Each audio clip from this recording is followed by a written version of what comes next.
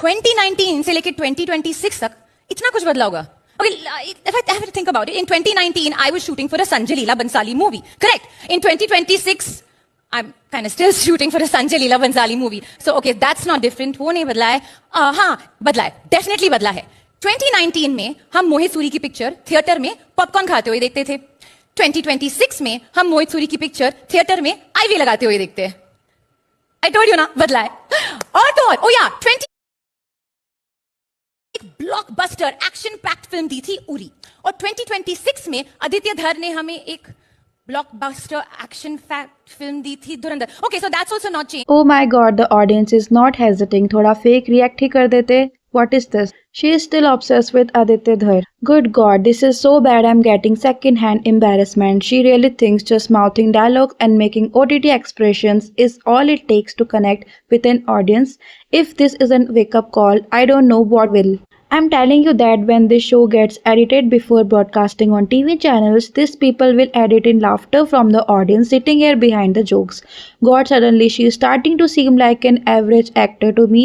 God knows why. First, she talked about herself. Second, she mocked Mohit Suri. Third, she talked about Aditya Dhar lobby. 5 times Pan Masala award winner is now trying to host. Now Pan Masala has to introduce best host category. So इस video के नीचे ना कुछ इस तरह के comments दिख रहे हैं, और लिटरली इस वीडियो को देखकर ना मुझे वो 3 इडियट्स का डायलॉग याद आता है, जिसमें वो टीचर वायरस को ये बोलते हैं कि शब्द हमारे हैं, बोल वो रहे हैं. लाइक सेम सिचुएशन ऐसी हो रही है कि बोल आलिया रही है बट एम्बैरेस हम हो रहे हैं. तो बॉलीवुड की दुनिया में ना अक्सर कंट्रोवर्सीज इस बात से शुरू हो जाती है कि सेलेब्स ने क्या कहा, लेकिन कभी कभी जिस तरह से वो कहते हैं वो आग लगा देता है. सो आजकल चेतक स्क्रीन अवार्ड्स 2026 जो मुंबई में हुआ था, जिसको स्क्रीन अवार्ड्स भी कहते हैं, उसका एक क्लिप सोशल मीडिया पर वाइल्ड फायर की तरह फैल रहा है. इस वीडियो में आलिया के एक शार्प ब्लैक सूट और टाई में दिख रही थी, लेकिन उनकी आउटफिट से ज़्यादा उनके बोलने के ढंग ने सबका ध्यान खींचा, जो कि काफ़ी एनिमेटेड और बहुत ही अजीब सा विजिबल हो रहा था.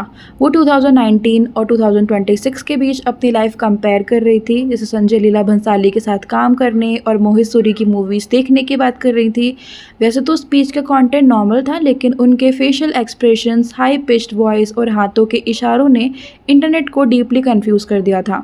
लोग बस एक ही सवाल पूछ रहे थे कि आलिया ऐसे बिहेव क्यों कर रही थी. और यही नहीं, उन्होंने धुरंधर के डायरेक्टर आदित्य धार के साथ जो उनका ऑब्सेशन चल रहा है इतने टाइम से, वो भी वो अच्छे से शो कर रही थी कि कैसे वो डेस्परेट है आदित्य धार की मूवी में काम करने के लिए. और यही नहीं, वो कृति सनन को भी पोक करती हैं, क्योंकि उनको एक बार नथिंग टू हाइड अवार्ड मिला था स्क्रीन अवार्ड्स की तरफ से, जिसमें वो बोलती हैं कि ये क्या अवार्ड कैटेगरी है, कुछ भी बना दिया जाता है. और ये बात एकदम सच है. अगर आज के अवार्ड शो देखे जाए तो हर कैटेगरी अजीब अजीब सी बन जाती है. लेकिन उस अवार्ड के लिए कृति को पोक करना जो कि बहुत ही गलत था, बिकॉज कृति ने उस अवार्ड को एक्सेप्ट किया था, ना कि उसकी कैटेगरी वहाँ मेंशन करी थी. सो यहाँ पे भी ना आलिया का एक डेस्परेट और एक कनिक बिहेवियर दिखता है. सो आपको आलिया का ये बिहेवियर कैसा लगता है, मुझे कमेंट्स में जरूर बताना. तो ये इवेंट स्क्रीन अवार्ड्स का था, जिसने 2026 में एक ग्रैंड कमबैक किया.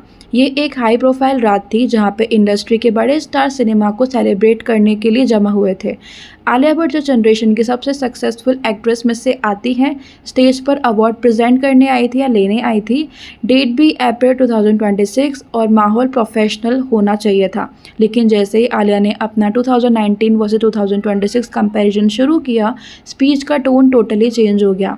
ये एक नॉर्मल एक्सेप्टेंस स्पीच की जगह किसी हाई स्कूल प्ले का रिहर्सल मोनोलॉग लगने लगा. फिर लोग इस चीज़ के लिए डिबेट करने लगे कि आलिया ओवर एक्टिंग क्यों कर रही थी. इसके पीछे कई थ्योरीज है. कुछ लोग कहते हैं कि वो रिलेटेबल और क्वर्की दिखाने की कोशिश कर रही थी. रील्स के ज़माने में सेलेब्स पर मेमोरेबल मोमेंट्स देने का प्रेशर होता है. शायद आलिया को लगा कि एक्स्ट्रा एनर्जेटिक होने की वजह से वो चार्मिंग और स्पॉन्टेनियस लगेंगी. एक थ्योरी ये भी है कि ये एक डेलिब्रेट सटायर था. वो पॉइंट आउट कर रही थी कि बॉलीवुड में कुछ नहीं बदला है, वही डायरेक्टर्स, वही मूवीज़, और शायद उन्होंने सरकैज़म दिखाने के लिए इसको कुछ ज़्यादा ही बड़ा बना दिया और टोन ही चेंज कर दिया. लेकिन नॉर्मल ऑडियंस को ना ये सटायर नहीं बल्कि क्रिंज लगने लगा. उनका वो हाँ बदला है कहना और पॉपकॉर्न खाने की एक्टिंग करना काफी फोर्स्ड लगने लगा, जिससे ऑडियंस को ये लगने लगा कि वो उनका मजाक उड़ा रहे हैं या फिर डायरेक्टर्स के वर्क को बहुत ही क्वेश्चन कर रहे हैं, या फिर वो टोटली भूल गई हैं कि नेचुरल स्पीच कैसे देते हैं. फिर उसके बाद आता है पब्लिक का रिएक्शन, जो कि उनको क्रिंज फैक्टर और मेम सर्कुलेट होना शुरू हो जाता है। इंटरनेट का रिएक्शन बहुत ही ब्रूटल था। कुछ ही घंटों में इस क्लिप को क्रिंज एंथम ऑफ 2026 बोला जाने लगा। क्रिटिक्स और फैंस ने ये भी कहा कि आलिया जो गंगूबाई काठियावाड़ी और राजी जैसी मूवी में इतना बढ़िया एक्टिंग करती हैं, रियल लाइफ में ओवर एक्टिंग कर रही हैं। Comment section second hand embarrassment वाले मैसेजेस से भर गया था। ट्विटर और रेडिट पर मीम्स की बाढ़ आ गई थी, जहाँ पे उनके एक्सप्रेशंस पर फनी कैप्शंस लगाए गए कि वो क्यूट दिखने की बहुत ज़्यादा कोशिश कर रही हैं, जबकि नहीं लग रही हैं। सबका यही मानना था कि उनका ये पब्लिक पर्सोना बिल्कुल ही इनऑथेंटिक और परफॉर्मेटिव लग रहा था। अब अगर हम बात करें तो यहाँ पे गलती किसकी थी, आलिया भट्ट की, पीआर की या फिर ऑडियंस की? अगर देखा जाए कि गलती इसमें है किसकी, तो ये थोड़ा सा ग्रे वाला एरिया लगता है। कुछ लोग आलिया की पीआर टीम को ब्लेम करते हैं, जो उन्हें इस बबली पर्सोना के लिए इनकरेज करती है, जो अब उन पर सूट ही नहीं करता है। ऐसा लगता है कि वो अभी भी स्टूडेंट ऑफ द ईयर वाले जोन में है। भले ही उनकी मूवीज इवॉल्व हो चुकी है, लेकिन दूसरी तरफ कुछ लोग ये भी कहते हैं कि ऑडियंस बहुत सेंसिटिव हो गई है, स्पेशली नेपो किड्स को लेकर के। लेकिन असली गलती एग्जीक्यूशन की थी। अगर उन्हें कॉमेडी करनी थी तो टाइमिंग बहुत ही गलत थी। अगर उन्हें सिंसियर होना था तो एक्सप्रेशंस बहुत ही लाउड थे।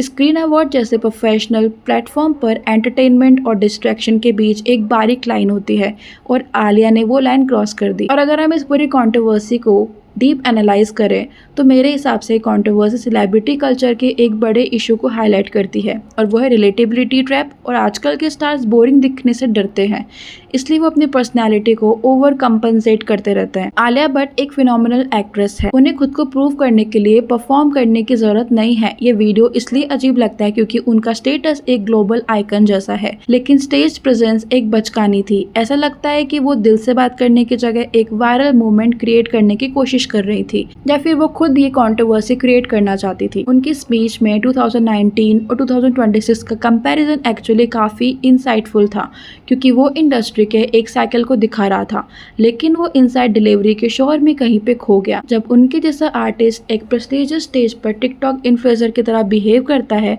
तो इवेंट की डिग्निटी कम हो जाती है।